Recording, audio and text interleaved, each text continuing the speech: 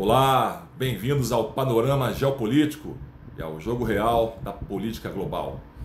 Eu sou Marcos Degô e aqui as cortinas da geopolítica se abrem. Você pode ainda não enxergar o tabuleiro do xadrez global como ele é, mas aqui, sabendo que informação é poder, você vai começar a entender.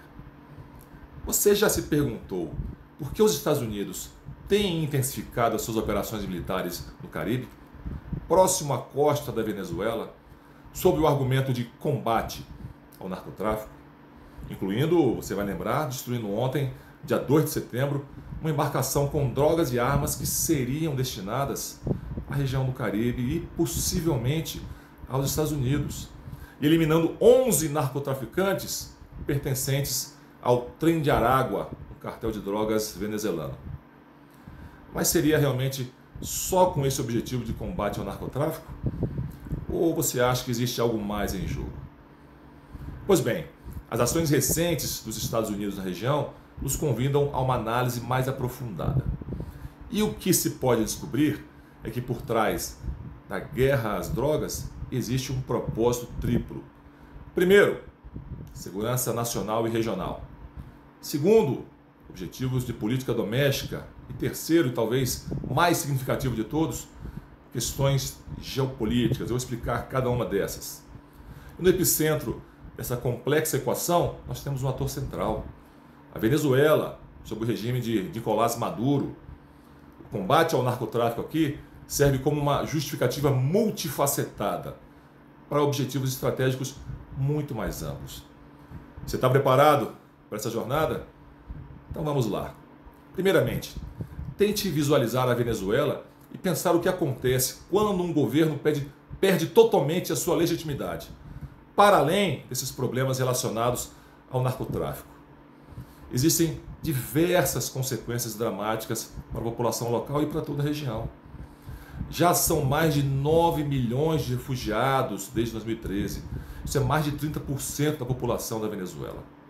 Você consegue imaginar que 9 milhões de pessoas em movimento significam para a estabilidade de uma região, sobrecarregando países como Brasil, Colômbia, Peru? Imagine também a falta que 30% da população causa na capacidade produtiva de um país, o efeito que isso tem em termos econômicos. Em vista também do vácuo de poder estatal, nós temos o fortalecimento de grupos armados paralelos, como grupos dissidentes das Farc, grupos das milícias bolivarianas. Nós temos uma fragmentação territorial de fato, com áreas controladas por interesses criminosos, por cartéis de drogas. A resiliência desse regime do Maduro, mesmo sob pesadas sanções internacionais, nos diz muito sobre a profundidade da penetração dos tentáculos criminosos na estrutura do Estado venezuelano. É exatamente por essa razão que desde meados da década de 2010, sucessivos governos americanos, até o Biden, vinham tentando construir um consenso doméstico em torno da percepção de que figuras-chave do regime chavista transformaram o Estado venezuelano em uma plataforma logística do narcotráfico. E que isso representa uma ameaça grave, gravíssima, não apenas para a segurança nacional dos Estados Unidos, mas para a segurança hemisférica como um todo. Então, a conclusão a que se chegou é de que a capilaridade dessas organizações criminosas, combinada com a capacidade delas de conexão transnacional, de desestabilização institucional, de infiltração nas estruturas estatais, seria altamente corrosiva à estabilidade regional. E é por isso que, partindo dessa premissa, o Departamento de Justiça dos Estados Unidos designa o famoso Cartel de los Soles não apenas como uma organização marginal que contaminou alguns meros segmentos das Forças Armadas, mas como uma estrutura de poder formal que é protegida e dirigida pelo alto escalão do governo venezuelano e que tem como seu líder máximo, adivinhem quem? Maduro. Então, meus amigos, a partir dessa perspectiva, a Venezuela, de fato, exibe todas as características alarmantes de um Estado em ruínas. Temos eleições fraudadas, nós temos repressão sistemática e armada à oposição, temos vastas extensões de terra sob controle de milícias, grupos paramilitares, grupos criminosos, temos uma economia cada vez mais dependente de fluxos ilícitos. Qualquer semelhança com um país ao sul da Venezuela não é mera coincidência. Nesse sentido, nós temos aí um ouro sem origem declarada, comércio informal, ilícito de petróleo, tráfico de armas, primordialmente o narcotráfico. Tudo isso forma a espinha dorsal da subsistência do Estado venezuelano. Agências de inteligência ocidentais reiteram que o território venezuelano funciona como um corretor vital para a cocaína colombiana, que é escoada para o Caribe, Haiti, República Dominicana principalmente, para toda a América Central, para México, para Estados Unidos e Europa. E para tornar esse cenário ainda mais tenso, além do tráfico de armas e de drogas, há fortes indícios de lavagem de dinheiro em escala industrial, via ouro ilegal, criptomoedas, empresas de fachada e, o que é ainda mais preocupante, conexões com grupos terroristas como o Hezbollah, com relatos de operações no sul da Venezuela, próximo à fronteira com o Brasil. Fronteira com o Brasil. Vejam vocês que a proliferação de armas entre milícias e facções criminosas na região agrava ainda mais um cenário que transforma a Venezuela de um simples estado falido em um estado ativamente envolvido na desestabilização da ordem regional. Aí, com esse cenário, você começa a entender por que a Venezuela se transformou em um ponto crítico de insegurança transnacional. Ou seja, não se trata apenas de um Estado falido ou um Estado criminalizado, como alguns analistas preferem, mas um verdadeiro Estado mafioso, que está ativamente envolvido no colapso da ordem regional. Essa categorização que eu mencionei agora para vocês confere a Washington uma dupla vantagem. Primeiro, ela oferece uma justificativa legal e moral para ações extraterritoriais sob o pretexto de combater o crime organizado internacional. E segundo, ela eleva o regime venezuelano à mesma categoria de cartéis mexicanos e grupos terroristas, chegando a designar o Cartel de los Soles como uma organização terrorista estrangeira, a FTO. Em outras palavras, meus amigos, essa operação militar no Caribe, por mais que alguns pensem que ela esteja camuflada como antidrogas, ela na verdade envia uma mensagem inequívoca. O tempo da tolerância diplomática já se esgotou. Então o objetivo dessa missão é multifacetado. É interceptar fluxos ilícitos, criar um cerco psicológico e militar para forçar fissuras internas no regime e sinalizar que o cerco está se fechando. E qual seria o desfecho almejado? Claro, o colapso político e institucional do grupo criminoso que governa a Venezuela. Essa diretriz de Washington, que para alguns talvez não seja muito clara, ela pode ser preventiva, simbólica ou preparatória para iniciativas de um escopo ainda maior. Mas o seu conteúdo é muito cristalino. Os Estados Unidos não veem a Venezuela como um mero problema diplomático, mas como um risco estratégico direto à sua segurança nacional e, claro, à estabilidade regional. E aí você se pergunta, por que essa urgência? Bom, não se trata exatamente de urgência, porque, como eu disse, tem se construído um consenso nos Estados Unidos acerca da importância desse tema desde aproximadamente 2010. Mas parte da resposta também está na política doméstica americana. Você deve lembrar que as premissas do MAGA, Make America Great Again, de Trump, encontram um eco potente na promessa de atuar com força, com determinação contra o narcotráfico e contra o colapso institucional na América Latina. A questão da segurança pública nos Estados Unidos, com a violência e os problemas associados às drogas, à imigração ilegal, é hoje uma preocupação central para os americanos. Tanto que Trump praticamente decretou uma intervenção militar em Washington, determinando a utilização de forças militares para reforçar a segurança e combater o crime na capital americana. Nós precisamos disso aqui no Brasil, né? Em muitas partes do Brasil. É claro que só quem não gostou da decisão são aqueles mesmos de sempre, aqueles que defendem a criminalidade, que passam a mão na cabeça da bandidagem, que querem um bandido para chamar de seu. Então, nesse contexto, a operação militar, mesmo que limitada, serve para demonstrar a determinação do governo em proteger seus cidadãos, suas fronteiras e combater o crime transnacional. É uma estratégia que, além de ter um componente real de segurança doméstica, é também, de certa forma, calibrada para o consumo doméstico, reforçando a imagem de um líder forte, de um líder decisivo. Você concorda que a política externa muitas vezes é um espelho da política interna? Bom, eu deixo para vocês aqui um convite à reflexão, partindo da percepção de que, no contexto da securitização e transformação de problemas complexos, como o narcotráfico, a imigração ilegal, transformando isso em ameaças que exigem uma resposta enérgica e unilateral, a exibição de determinação militar, a defesa intransigente contra os riscos percebidos, mobilizam e galvanizam a base eleitoral e podem sim constituir uma tática político-eleitoral eficaz. Ou seja, traduzindo em bom francês, trata-se da mescla de uma estratégia real de contenção, muitíssimo necessária, aliás, com condicionantes políticas internas também. Agora raciocina aqui comigo.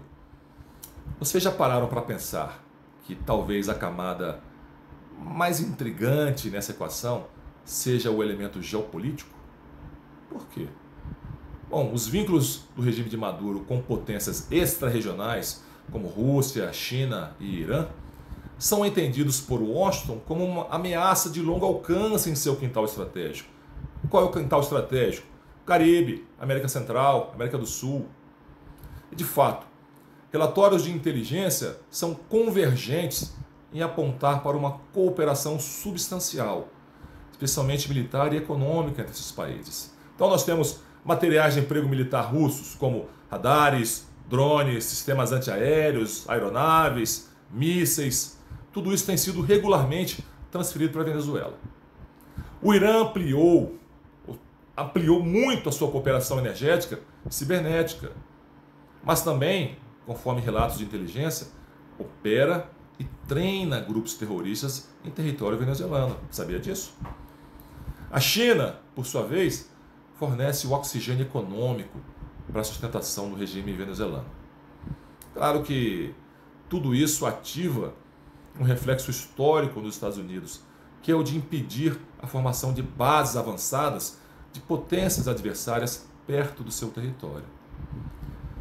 Aqui, meus amigos, a analogia com a crise dos mísseis de Cuba de 1962, é inevitável. E ela é frequentemente evocada por estrategistas americanos. A diferença é que, ao invés de mísseis nucleares, a ameaça atual é mais sutil. Ela se manifesta através de tecnologias de vigilância, de influência cibernética, de propaganda, de erosão de coesão social, de exploração de fragilidades estatais. E o narcotráfico, nesse cenário, não seria apenas um problema em si, mas um vetor que facilitaria a penetração e a influência dessas potências, permitindo que elas operem em um espaço cinzento, mas sem confrontação direta.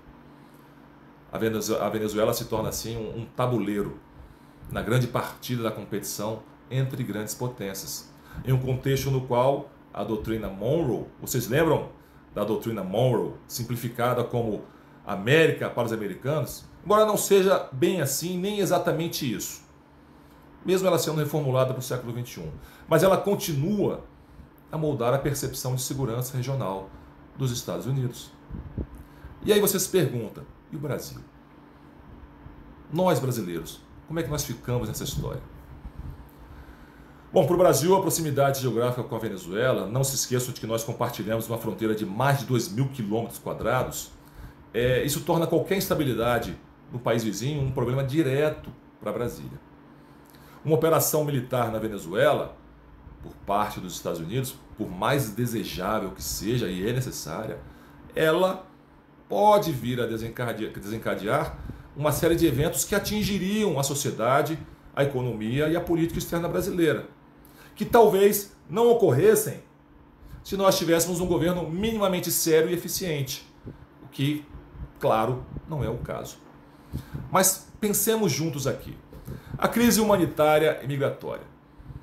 O Brasil, que já acolhe centenas de milhares de venezuelanos via Operação Acolhida, já são mais de 500 mil registrados, segundo dados oficiais, mas com estimativas informais significativamente mais elevadas, poderia experimentar um afluxo ainda maior de refugiados.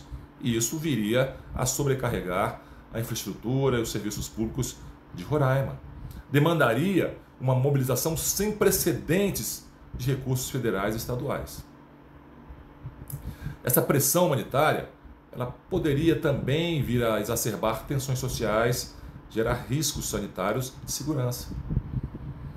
Igualmente, a ausência de uma estratégia nacional robusta de acolhimento e descentralização dos migrantes já acarreta sérios problemas na sua integração em outros centros urbanos brasileiros. Esse cenário, vocês vivem isso, já tem gerado tensões sociais crescentes, que são impulsionadas pela percepção local de sobrecarga dos serviços públicos essenciais, saúde, educação, moradia, concorrência por postos de trabalho informais e, em alguns casos também, pela associação a uma percepção de aumento da criminalidade, o que impacta diretamente a coesão comunitária. Na sequência, nós teremos aí, possivelmente, uma acentuada desestabilização da fronteira norte, o aumento da criminalidade transnacional. Essa fronteira porosa, permeável, se tornaria um corredor ainda mais ativo para o tráfico de armas e drogas, fortalecendo grupos criminosos brasileiros, como o PCC e o Comando Vermelho, e atraindo potencialmente milícias, atraindo dissidentes das Farc. Atividades ilegais, como a mineração em terras indígenas, particularmente a Yanomami, poderiam ser intensificadas com graves consequências ambientais e sociais. O enfrentamento a essa situação, claro, imporia pressões adicionais às forças de segurança. Militarmente, exigiria um patrulhamento intensivo em terreno hostil. Demandaria o manejo de incursões e o combate ao crime transnacional, o que desvia as Forças Armadas de sua doutrina tradicional e do seu emprego militar tradicional.